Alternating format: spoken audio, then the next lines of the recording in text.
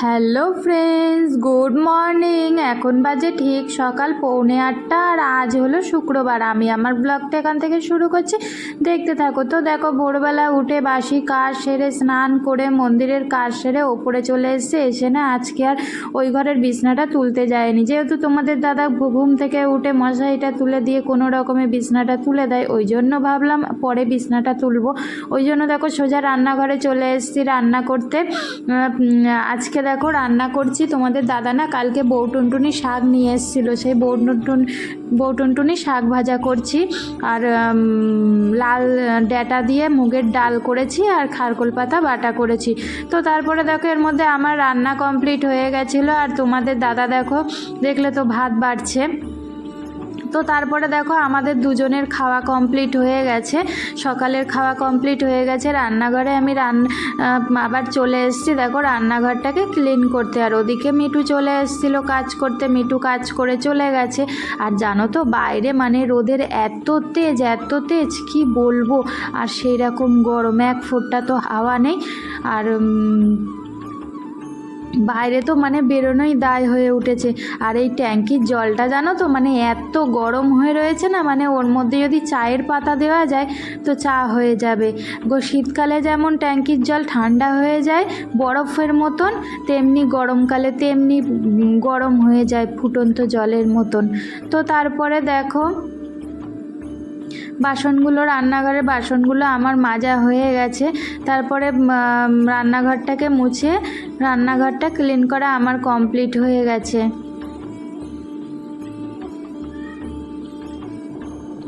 তো তারপরে দেখো রান্নাঘর থেকে চলে আসলাম, এসে খাবার টেবিলটাকে মুছে নিলাম। তো তারপরে দেখো তোমাদের দাদা বলছে কাজে যেতে ইচ্ছা করছে না, মানে রোদের এত তেজ না, বাইরে বেরোতে ইচ্ছাই করছে না, তাও তোমাদের দাদার কাজে যেতে হবে। তো তারপরে দেখো আমিও একটু রেস্ট নিয়ে নিলাম, তোমাদের দাদা কাজে চলে গেল। তারপরে দেখো আমি আমার কাজে নিয়ে বসে গেলাম, কাজ করতে চলে এসেছি। এই ঘরের বিছনাটাকে গুছিয়ে নিলাম, নিয়ে নেক্সট রুমটাকে পরিষ্কার করতে চলে গেলাম। রোদের কি তেজ দেখতে পাচ্ছ, জানলা দিয়েই দেখা যাচ্ছে, মানে এত পরিমাণে রোদের তেজ। তো তারপরে দেখো ঘরটাকে গুছিয়ে নিয়ে, সোফাটা অতটা এলোমেলো ছিল না, তবু একটু ঠিকঠাক করে নিলাম। নিয়ে তারপরে এই যে আলমারির কাঁচগুলো না নোংরা হয়েছিল, ধুলো পড়েছিল, কলিন দিয়ে একটু মুছে নিয়ে চারপাশটা একটু ধুলো ঝেড়ে নিলাম। তো তারপরে দেখো দুপুর 2টো মতন বাজে, তোমাদের দাদা চলে এসেছিলো কাজ থেকে। তারপরে আমরা দুপুরবেলার ভাত খেয়ে নিলাম, খাওয়া হয়ে গেছে। রান্নাঘরে চলে এসেছি। আবার দেখো যে দুপুরে ভাত খাওয়ার যে বাসনগুলো বেরিয়েছিল অল্প কটা, সেগুলোই মেজে নিতে চলে এসেছি। তারপরে দেখো বাসন মেজে নিয়ে ছাদে চলে গেছি জামা কাপড়গুলোকে তুলতে। আর আজকে সকালবেলা জানো তো কটা কেচে দিয়েছিলাম, সেগুলোকে ওই নিচের রেলিংটাই মেলেছি। আর ওপরে মেলেছি, ওপরের দড়িতে এই যে আমার কটা জামা কাপড়, আমার জামা কাপড়গুলোই মেলেছি, সেগুলোকেই তুলে নিলাম। নিয়ে দেখো ওই যে রেলিংয়ে যে জামা কাপড়গুলো, কাঁচা জামা কাপড়গুলো মেলে দিয়েছিলাম, সেগুলোকেই তুলে নিয়েছি।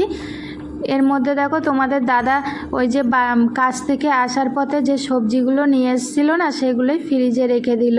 তো তারপরে দেখো আমার আবার বেসিনটাকে পরিষ্কার করে নিলাম।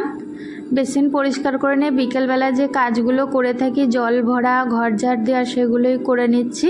তো তারপরে দেখো সন্ধ্যা এখন 7টা মতন বাজে, চলে এসছি এই দেখো তোমার দাদার বন্ধুর বউয়ের দোকান, মানে স্টার্টার খেতে চলে এসছি। মানে খুব সুন্দর স্টার্টার বানায় জানো তো, ওই জন্য দেখো আমি 2টো চিকেন বল নিয়ে নিলাম, সেটাই খেয়ে নিলাম সন্ধ্যেবেলার টিফিন। আর তোমাদের দাদা কিচ্ছু খায়নি, বাড়িতে গিয়েই যা খাবার খাবে, একেবারে রাতের খাবার খাবে বাড়িতে গিয়েই।